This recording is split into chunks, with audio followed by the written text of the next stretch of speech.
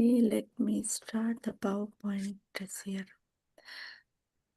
So we'll go through the invocation mantra and just a little background of Ishopanishad actually. It's some okay, so we'll go through the invocation mantra and um, like a brief background of Ishopanishad. Some of the initial background kind of things are content is a little dry to me. I'm not a person who likes to see all the visual map about where this one fits, where the Ishopanishad fits, where Bhagavatam fits, what is the Vedic tree. I'm not that kind of person, but we still will just like go through it briefly. Okay, and then we will discuss what we want to discuss.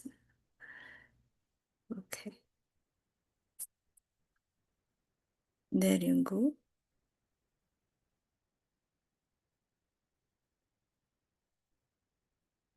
Sri Ishopanishad, and we'll start from here. So basically, there is a meaning for Upanishad.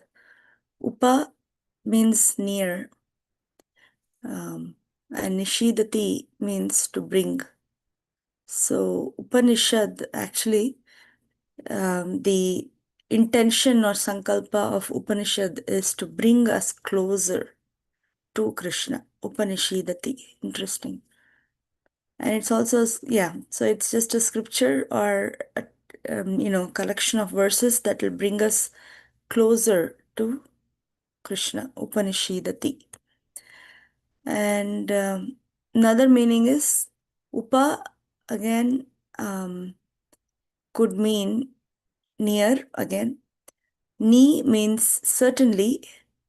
Shad means to loosen or to destroy whatever we don't need, or to attain a goal, actually, to attain our ultimate goal.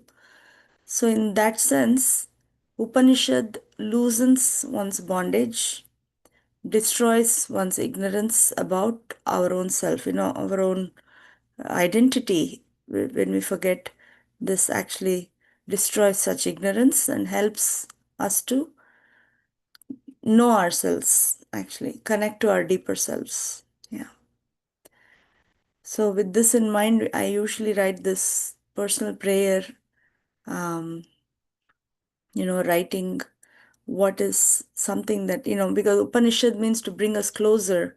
And at this point, what is blocking us from coming closer to Krishna or to even to ourselves?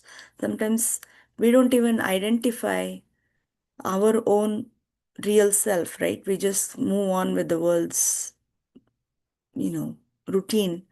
So, what blocks us?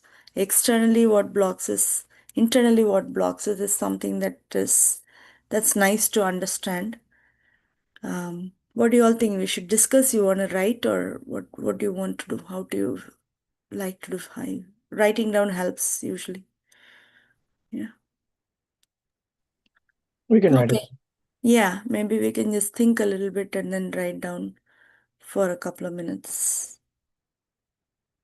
Yeah.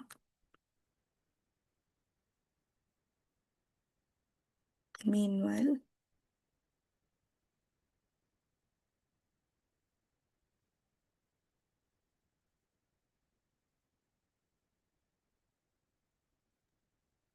What does it mean by like external or internal blocks?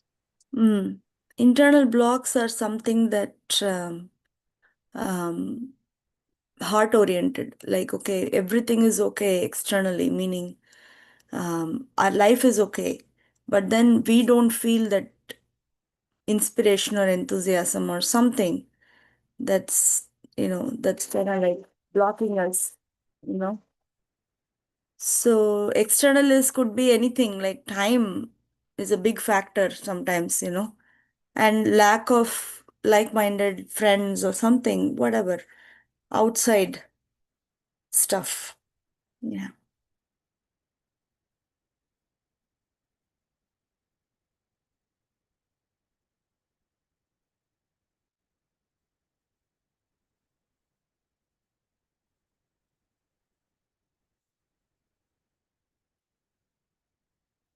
That's right.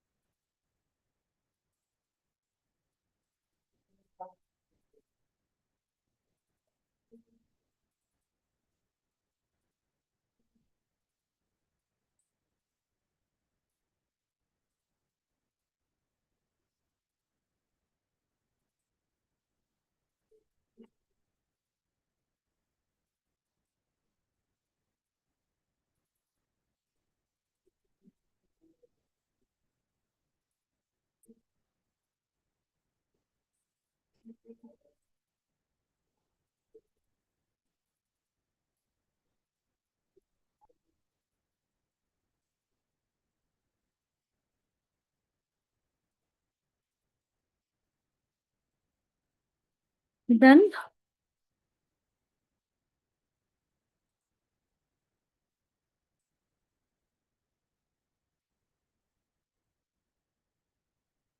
Okay. Yeah. Um, do you want to talk about it? I wrote some things down too. It's like keeps changing. Some things keep changing. Some things are pretty constant with blocks, you know. Sometimes the same block continues forever. Um, uh, Internally, I sometimes feel there's the need for solitude for me. Sometimes, I like to spend time alone actually some many times.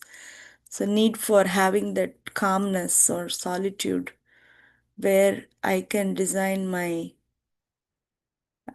life in a way that will help me suit my personality and then just do something that in spiritual life which I would like to do. That's something that comes to me internally. Um, and Internally, I also feel sometimes it'll be nice to feel, um, what do you call it?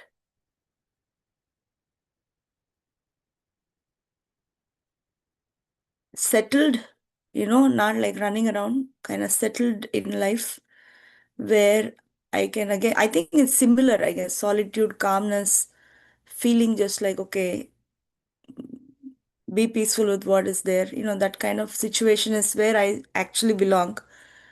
My personality belongs in that kind of state.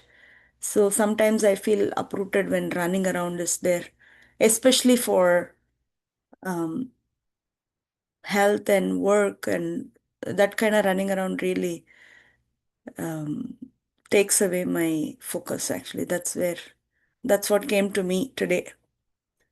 Yeah, yeah. If anyone want to share, you can. Otherwise, it's fine too. It's up to you. And then we can move on with the discussion at any point. So there are 11 Upanishads.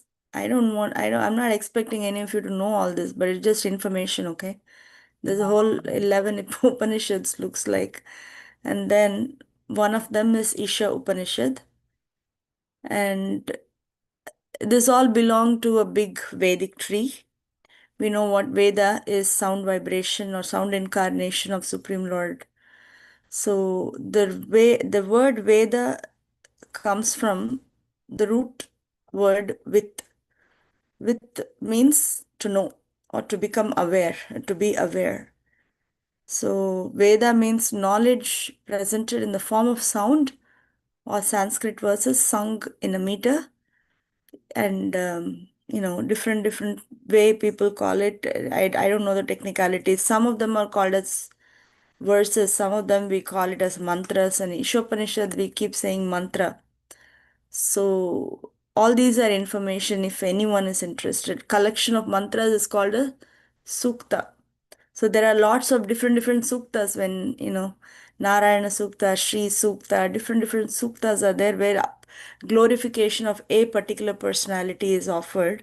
And it's a collection of different mantras which becomes a sukta. And collection of suktas is called samhita. Okay. So we know that this something that we would like to place our faith in is that scripture is not manufactured.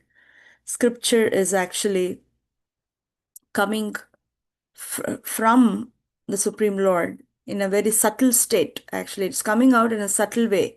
It's not always, it wasn't written down for a long period of time. So later on, it got written down because of, to accommodate the Kali Yuga, people, it got written down.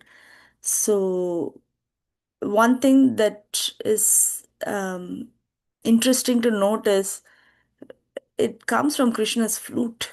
It's very interesting to note for me because I was like, how would we imagine that somebody plays a flute and then from there this whole knowledge is transferred?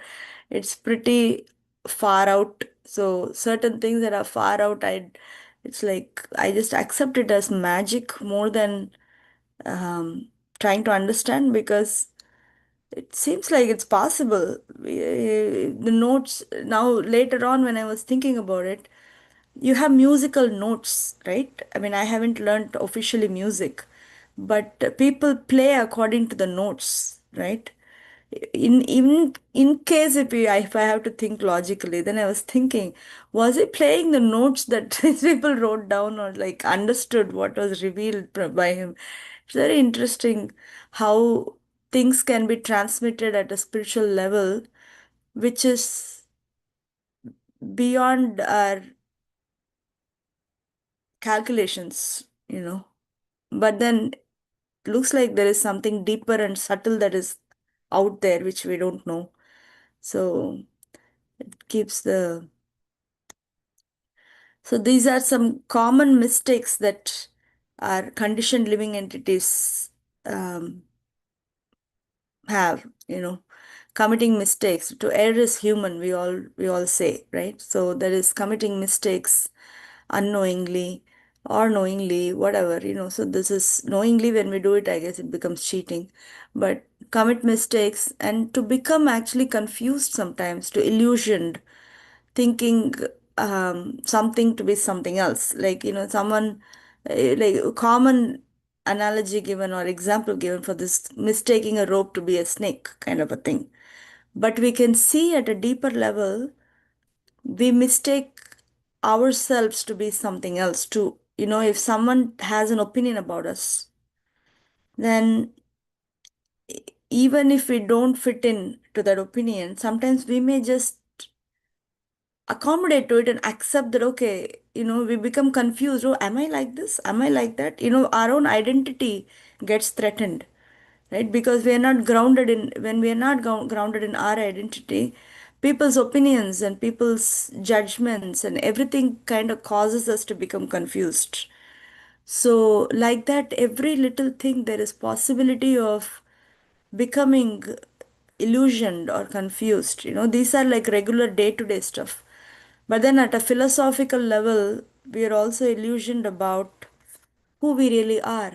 We don't know I mean, we all have somewhat theoretically somewhere at some corner of our hearts, we have accepted that we are Krishna's part and parcel. But then, we have a specific rasa with them and all that we have accepted to some extent. But since we don't know it very clearly at this point, there's always that question sometimes comes, do I really belong in this setup of, spiritual world or spiritual life or whatever it is, and where is it? And so there is a lot of confusion or illusion that happens around this, our existence. Sometimes the real thing of our existence. So to become illusioned is one of the um, four defects of a conditioned soul. And then imperfect senses, we all know this. This is pretty relatable sometimes. I don't know what's happening in somewhere else right now because my senses are limited to this. I can only see this Zoom call, this person, and then even within the Zoom call, if I make an eye contact with one person, I cannot make eye contact with another person. So it's like very limited in that sense. So that is one. And then cheating propensity. Here this picture says it's a Google picture, so it says cheat others, but it's not just cheating others. It's just self-cheating also happens, right? Like we cheat ourselves. And interestingly, um, it is very innocent sometimes when we cheat ourselves. It is not intentional, but it just becomes like a coping mechanism. Sometimes a coping mechanism could make us cheat ourselves, like um, if I'm not capable of doing something, then I make up for it by developing a different personality.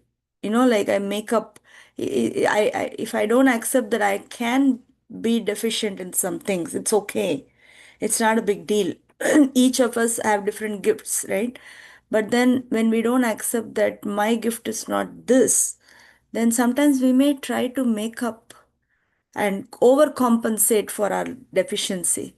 That's almost like cheating ourselves, like not accepting ourselves and cheating ourselves to overcompensate for something. That that's a subtle psychology. It's very interesting, and it's not a flaw to some extent. It almost like a survival mechanism in this world. To be able to be something, then we put up unknowingly a face that it's not even us. Are you all kind of relating with this? I'm talking to I don't talk like this too much to everybody, but this kind of, all of you seem to be very in tune with um, thinking, like you are thoughtful. So I just feel like sharing these kind of things. It's very interesting to notice subtlety of these things than to just grossly understand the big overall outside pictures. So these four defects of conditioned soul, when we accept that this is there in everybody, it also actually opens our heart towards everybody. We don't hold things against people. We try to just let go. Okay, I mean, this is also a conditioned soul. It's okay. We could actually accommodate a conditioned soul in our life because we are also the same thing. It's just that our the way we may have these tendencies differ from each other, but we all have this. So that kind of allows us to see a person as a whole person and not target their deficiencies, in friendship or in relationships or in their conduct, anything. And it allows us to also have self-forgiveness. We can just move on. If we don't, this shame and guilt process will not catch hold of us very in an intense manner when we are able to see things in a bigger perspective or philosophical perspective or like a bird's eye view kind of a perspective, and this is bound to happen. So these four basic defects are there in everybody, and there are Sanskrit phrases for all this if you see. um, and then we know this is like three ways of understanding a subject matter, any subject matter, right? Like there are three methods. You might have all heard this multiple times. So, pratyaksha pramana means direct evidence. Okay, so I see, I believe. What I cannot see with my senses, I don't believe. I'm sorry. That is pratyaksha pramana. Seeing is believing, or hearing directly being there is what we believe. And Anuman Pramana is assumption, assuming or forming a, what do you call it, hypothesis, hypothetical um, thing, right? Statement, and then assuming, right? This image, do you all know this image? Probably you all know this, how several blind people were trying to understand um, what an elephant looks like. So they are just touching the one, someone is touching the trunk of the elephant and they say, oh, elephant is like a tube, like a big long tube. And someone was touching the leg of the elephant. And then they were saying, oh, this is like a big pillar. Elephant is like a big pillar. And someone was touching the body, it's like so wide. Someone said, oh, okay, no, elephant is like a wall. So, whichever they were relating to, they thought elephant is that. But actually, elephant is all put together. So, like this, there is assuming has a limitation that we can only see through our mind, assumption, our imagination, our limited understanding. So that is, but it's also a way to understand a particular thing, right? So pratyaksha, anuman, pramana means evidence, basically, and then shabda pramana. Shabda pramana is, again, this also may sound a little like this. We sure we want to believe somebody else's realization. So, Shabda pramana is actually hearing the knowledge as it is from people who heard the same way. So we know this also requires a certain level of investigation, actually. But the investigation is about the person, whether they are following what they're saying. So that way we can at least understand, okay, if the person what they're saying is coming passed down very carefully, then okay, fine, I'll accept it.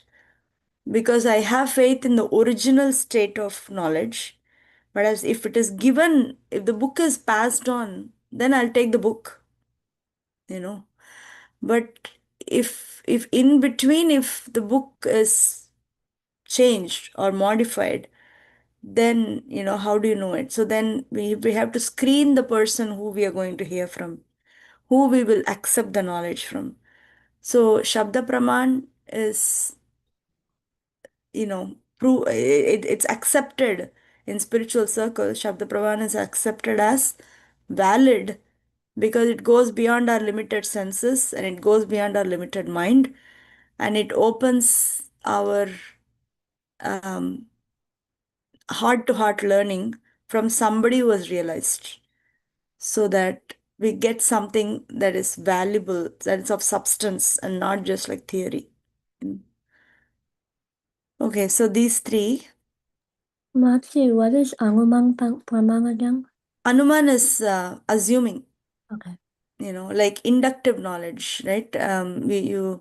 You make a hypothetical statement and then assume, or assume based on your circumstances or your conditions or our mindset, that is assumption. So three ways is pratyaksha, direct sense perception, anuman praman is assumption, and then shabda praman is hearing or coming from a disciplic line. So all these have some value. We are not like letting go of Anuman Praman and Pratyaksha Praman, but we just want to see that whatever we gain from Anuman Praman and um, the what is that, Pratyaksha, if it matches Shabda, then we accept it. We don't just simply say that, okay, I won't believe anything. It's not like we can't believe ourselves or our senses. We have this senses to work with. So we got to believe sometimes. But then we want to verify that with Shabda Praman so that our experiences are valid, or it's our assumptions, if at all, is having some value. The Shabda Praman is like a cross verification we should always have in our lives.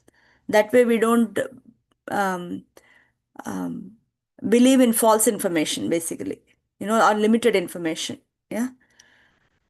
Okay. So this one this is like something that we can just reflect all throughout our life, that where am I hearing from? In spiritual subject matter, especially self-discovery subject matter, where am I hearing from is important, because we want to place our receptivity or ability to understand from a better person, or like a perfected soul is better, right? Like that.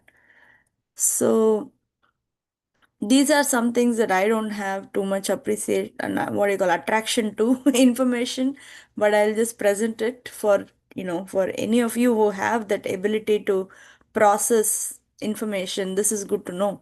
So three sources of spiritual knowledge. There is scriptures that don't have an author, but are just learnt by hearing. And then there is scriptures that are written down, like Puranas, Mahabharat, and then there is scriptures that present logic. So, Shruti, Smriti, and Nyaya. I don't expect any of you to know this. Okay, this is like for us to just become aware of some subject matter content that will be probably interesting to know. You know, Shruti is Shru means hearing. So Shruti means knowledge that was passed down by just hearing. Okay, that don't have an author. It comes from like Krishna's flute kind of thing. Smriti is written down. The Mahabharata, like Itihasa, the storyline was written down.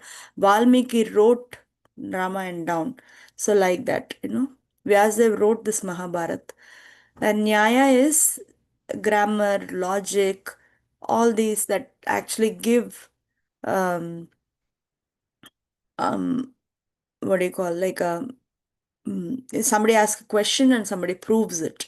So it's like a logical conclusion to some of the things that we could possibly logically conclude. Example is our body and soul kind of concept, right?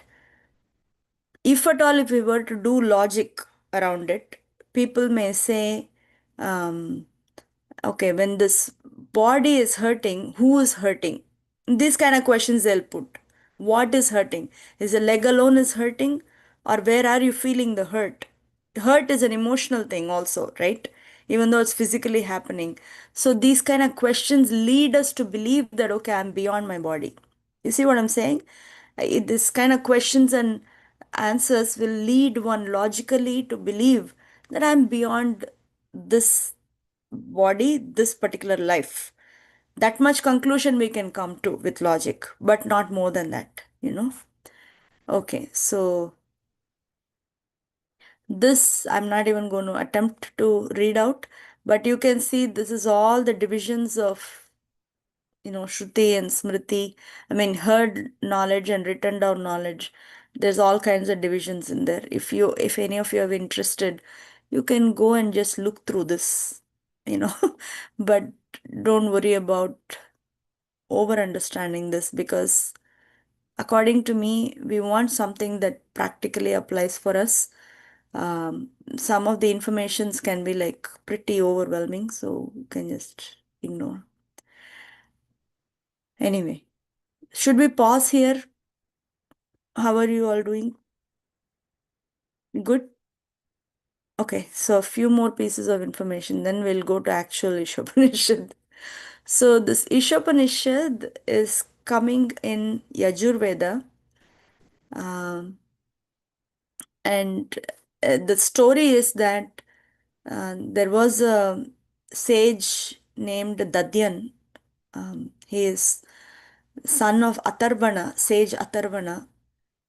And Dadyan really, he was a very pure soul. He always wanted to learn more and always wanted to understand further and further about himself.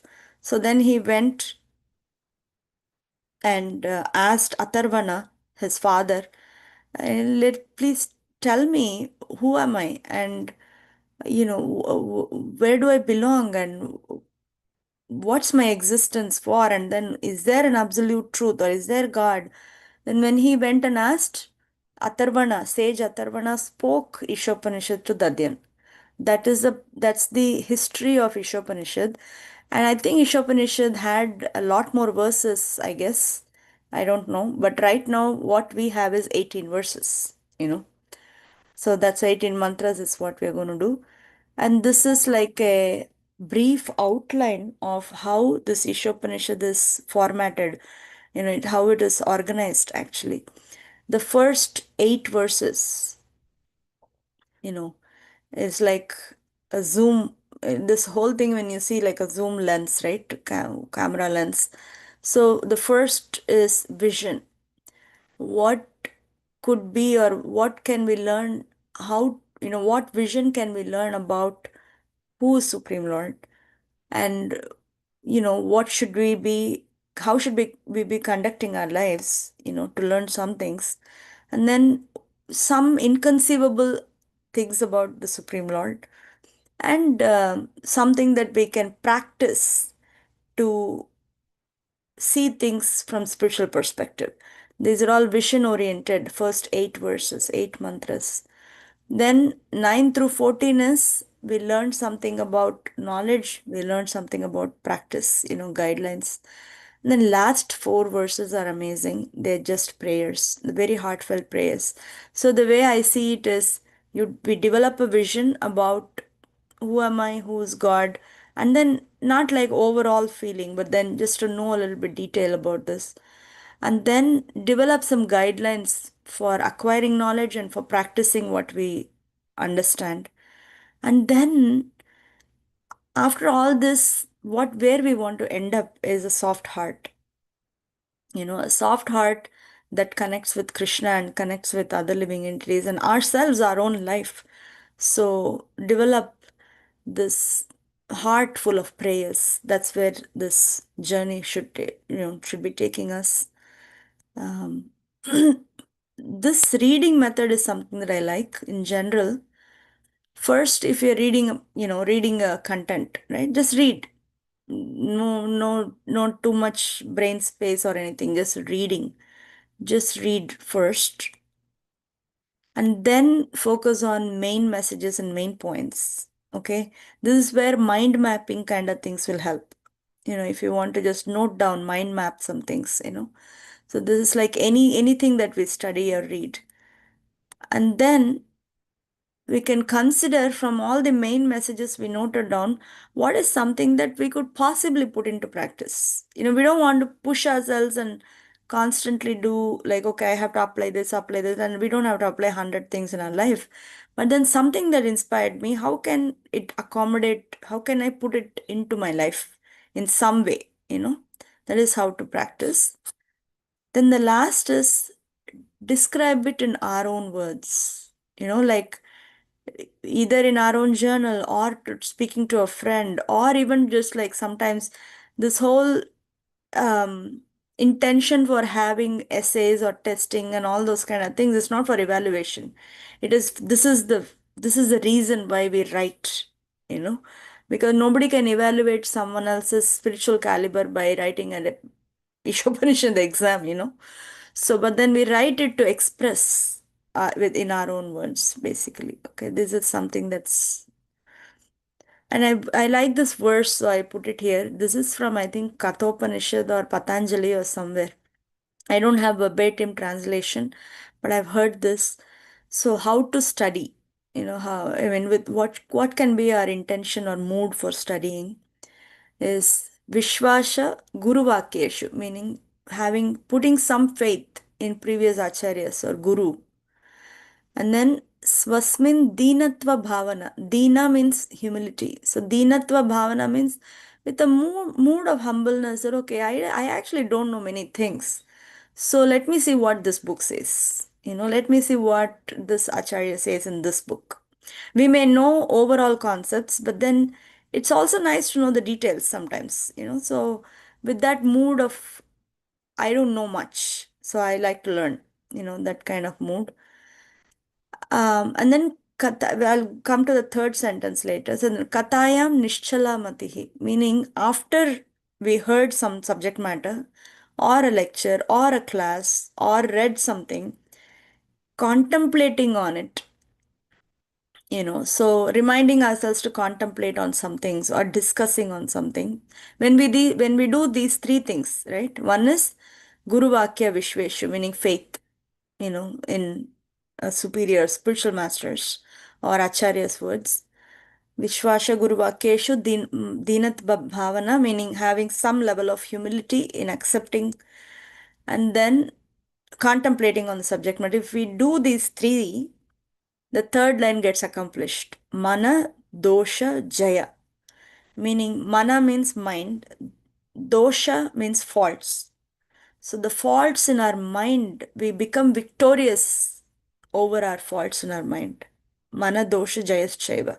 So it's I like this verse a lot because there's no other way to keep overcoming our deficiencies than to just do something to strengthen ourselves.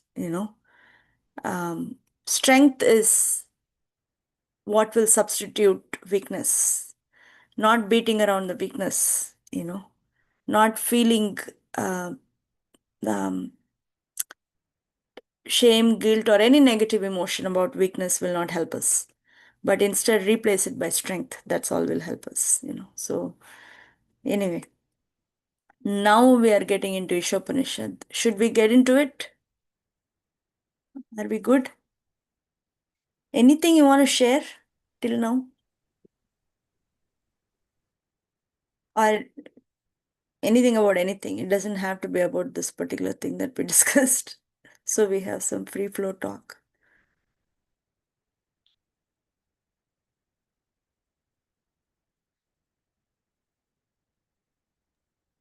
I was just gonna say it's nice to hear like the basic foundational understanding of Vishnu Upanishad because I've never heard before.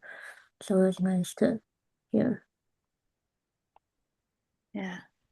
Yeah, I was also I never knew where Ishopanishad came from, and I was always wondering.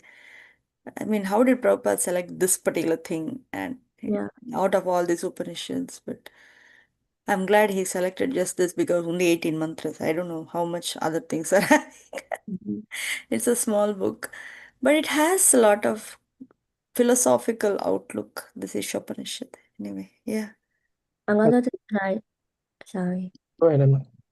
Another thing that I thought was interesting was the three ways of understanding subject matter. That I thought was very helpful for me because normally when we study or like understand things, we just read and then or like we look back to school, like how did I understand anything in school, you know? Yeah. But here it's a little bit different. It's more direct in one sense, but it's more like it's understandable. Like there's Mm. seeing, like the direct knowing exactly, and there's assuming and then there's hearing. Hearing, obviously, we hear all the time, but it Yeah. was nice to hear, like, under hear and understand uh, Yeah. the exact Yeah. ways. Yeah. Yeah. Thank you. Thank you. Yes. Very nice. Yeah. Go ahead, Anga. I was saying the telescope image Yeah. that was really interesting that that Ishopanishad was written in that way. Mm. You said maybe there's more verses than the 18, but Probably. Yeah. in the verses that we have, it's really interesting that the first section of it is just getting like who is God? Yeah. And the middle, I don't remember what the middle was. What was the middle? Middle ones are more like guidelines for knowledge. And the middle ones are really, oh my God, very interesting verses that it kind of feels almost like balancing act. We Mm. will see that it comes. Anyway, yeah. And then the final one is like application. Yeah. Like how do you actually see Krishna? Yeah. Yeah, So and the relationship. Yeah. yeah. So I just thought it was really interesting that it was naturally like that. Yeah, it's It very wasn't like interesting. someone did it as a study. It was the verses are written in that way. So it was Yeah. really nice. Yeah. Yeah. I also always like admire when we read all these books, no, then we can categorize now. Obviously, this was categorized later, not like when Mhm. somebody was speaking. But then like you said, naturally it was spoken that way or written that way. That means the people who did it were very thoughtful people. Mhm. They were organically thoughtful. They didn't sit and just study and just format it. So that was very nice, actually. That's how I also appreciated it. Um, yeah, And yeah. I did also want to say we started a little late today. Um, Yes, but Himangi and I will have to leave. There's a sure. program. So we'll Yeah. have to leave at least like 10:55, so maybe Oh, 20 minutes. yeah. No problem. Okay. What is it is 10:30 now? It's 10:35. 10:35. Okay. Yeah. So this invocation prayer is something that that can actually we can discuss a lot. So we can keep it as separately for next class also. Where we can just recite the mantra and then go through, perhaps, because invocation prayer has a lot of discussion points, actually speaking. So let's go through a few and then we will also discuss again next week. Sure. Uh, yeah. Yeah. Okay. So I like to keep sometimes, even though we committed for 1.5 hours or 2 hours of meeting, we have to see the density of the subject matter. If it is too dense, we will just keep it to what we want to process, and then we'll move on from there so that it's nice. Yeah. Okay. All right. So in Ishopanishad, these mantras can be actually chanted in a very Vedic meter. If you all want to like know, if you want to see from that thing, Om Purnamadah Purnamidam Purnat Purnamudachyate Purnasya Purnamadaya Purnamevavasishyate. That's how it comes, we can recite like this. Um, here, I actually understand things with actions, so sometimes I go back and forth with my hands. So you just see like I'm doing some rhymes or something. Om Purnam Adaha. Adaha means there. Okay, whenever we say there, I'm showing up. So spiritual world is Purnam, complete. Okay. Om Purnam Adaha. Then we say Om Purnam Idam. Idam means this. So this world is also complete. Interestingly, we never feel that, right? But this world is also complete. So Om Purnam Adaha, Om Purnam Idam. And then, so here is the Supreme Personality of Godhead is perfect and complete. And because He is completely perfect, all emanations from Him, such as the phenomenal world, are perfectly equipped as complete wholes. Whatever is produced of complete whole, Purnat Purnam Udachyate, meaning whatever comes from Him, emanations, they are also complete. Okay. That's a nature. We are talking about the nature, not how we feel about it, but actual original nature of spiritual world is complete. The material world is complete, and whatever comes from Krishna is complete, including us. We are complete packages, in units. We are complete.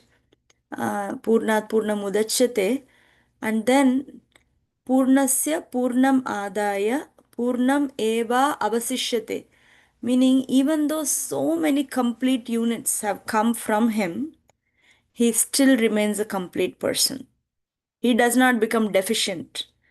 Okay, that is what is the highlight. He remains, Prabhupada translates it as complete balance, interestingly.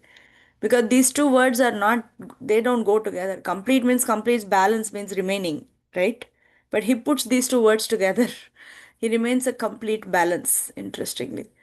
So, I mean, if we even think about anything, like if there is like If someone holds like $1 million and then from them comes $1, $2, $3, $10, and then it's given out to somewhere, this person will go down, right? Their value will go down. But for Krishna, more he keeps emanating his Shakti in terms of this cosmic manifestation or living entities within this manifestation, time, energy, so many things is coming from him, but he remains complete. That is a specialty. So that's what, this verse is talking about, and we'll discuss details, of course, So if this is a nice verse to memorize, if you would, this is a very nice verse to memorize. And it's also like in Bhakti Sastri program, this is like it's like a key memory verse, this one and the first one. Yeah, invocation is a nice verse. So once again, what's the verse says? Purnam Adaha, the Supreme Personality of Godhead. I mean, we are not going through verbatim, we'll see. The overall picture is the Krishna, a Supreme Lord, is complete and perfect. That's statement number one. And then, so because he is complete and perfect, all the emanations that come from him also are complete. That includes what all that includes is spiritual world, this phenomenal material world, and all the living entities. Yeah, everyone is complete. So even though many emanations, even his plenary portions, even other avatars coming from him, right? Everyone is complete. Okay. So even though so many emanations come from him, he still remains a complete balance. That is the definition. That is the actual mantra speaking about.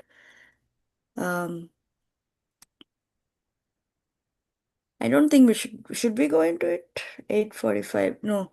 Let's see. We'll just go into it. So this verse talks about absolute truth.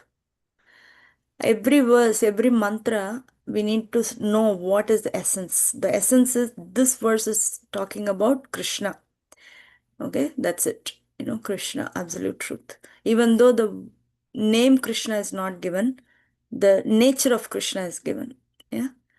So there is, in the purport or commentary, Prabhupada speaks about completeness of absolute truth, completeness of this material world, and completeness of jivas or us, living entities.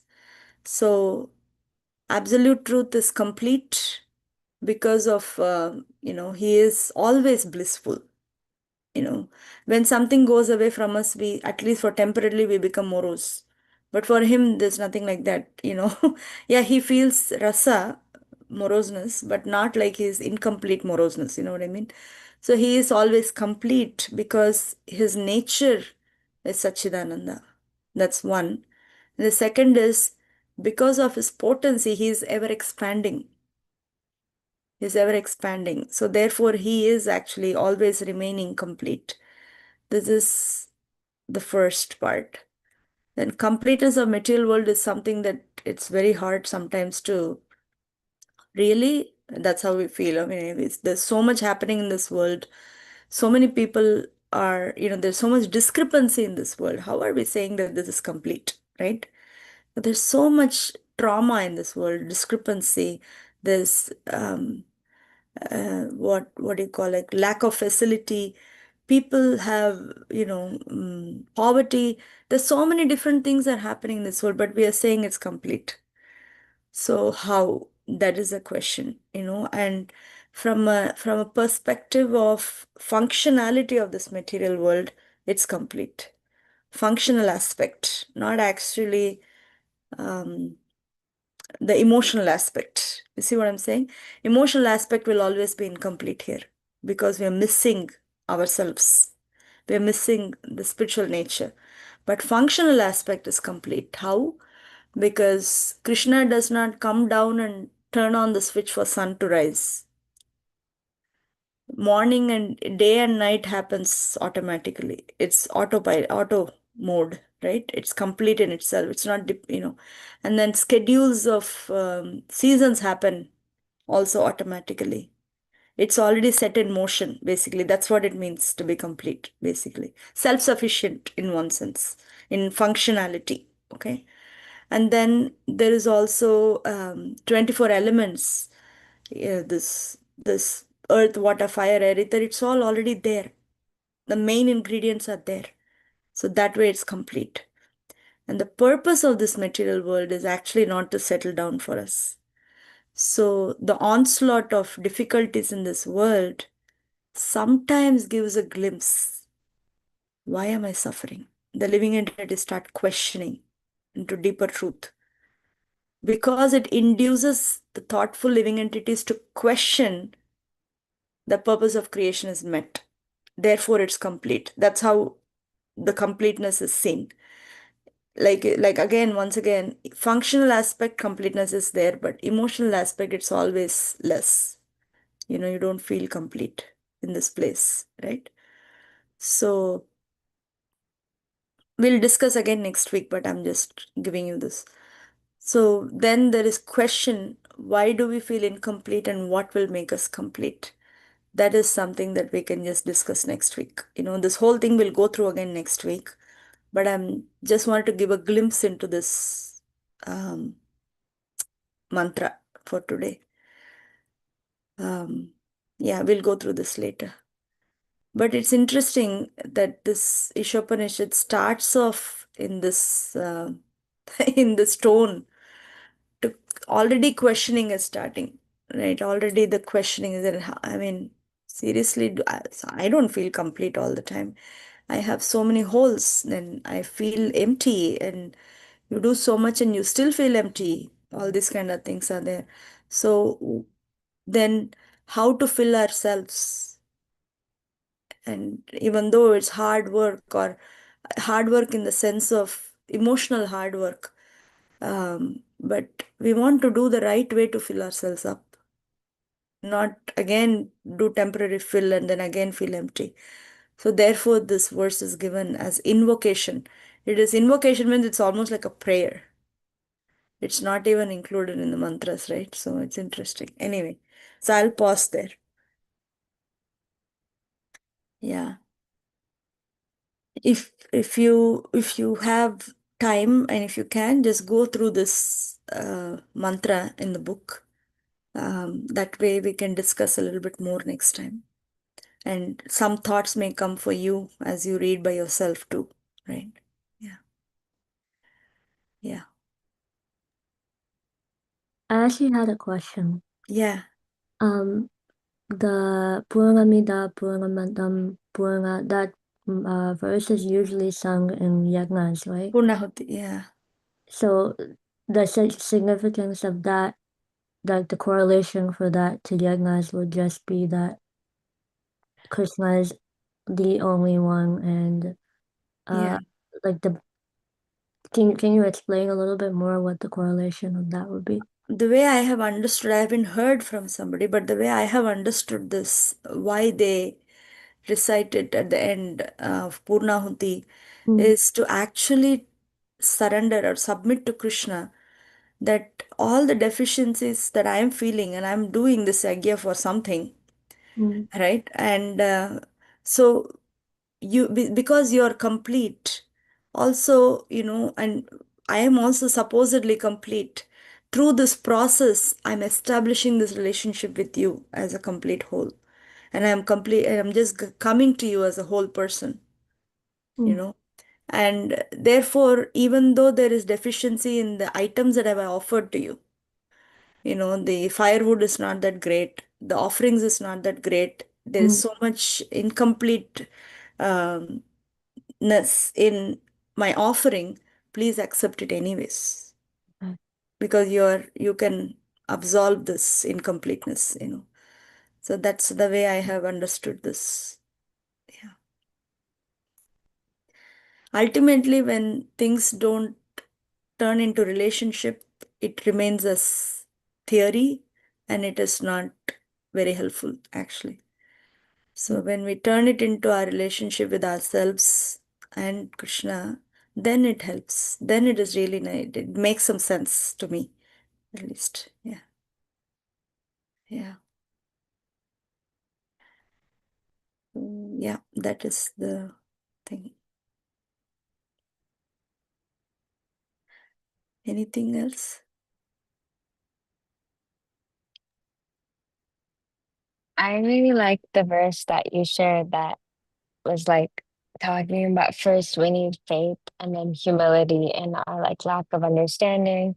And then you contemplate on a subject matter that you're learning and then you're victorious over the faults of the mind. I was relating it to like the second verse of Bhagavatam and how it Mm. like kind of just says like submissively hear, inquire, and like trust in the source, which I was like, wow, it's like a very, I feel like many scriptures in the beginning, it says the same thing. It's like at the end of the day, you have to like step out from this sphere that I know. And Yeah, then once you step out of that, you're able to absorb more without the biases of, oh, this is what I heard before. This yeah, is what I know. This is what I learned when I was younger. So I yeah, just thought that was like really like a yeah. connection that I saw that I think is like really important. Right, right. Yeah, I like it too, actually. It's that verse is such a highlight. I still have to figure out. I think it is Kathopanishad or Patanjali, one of those. But it's such a nice verse. I liked it. Manadosha Jayaschaiva is not a very easy thing to overcome the faults of our own mind. It's not easy. And beating around it also is not helpful. So functionality replaces dysfunctionality, like that. Yeah. Thank you for sharing that. Yeah. Okay. Akshaj is super quiet today. Well, um, okay. Should we end then? We'll end for today. Then we'll resume again next week. We will discuss more of this predominantly, and then we'll go to the next verse slowly. But we want to discuss nicely, yeah? Okay. Meanwhile, if I have some material, I'll post in the Google Classroom. And I think some of you are already in there. And if any of you haven't joined, you just come into the Google Classroom also. Okay. Thank you very much. Have a wonderful Saturday, not Sunday, Saturday. Hare And then see you sometime. Hari Bol. Krishna Mataji. Hare Thank you. I Krishna. know.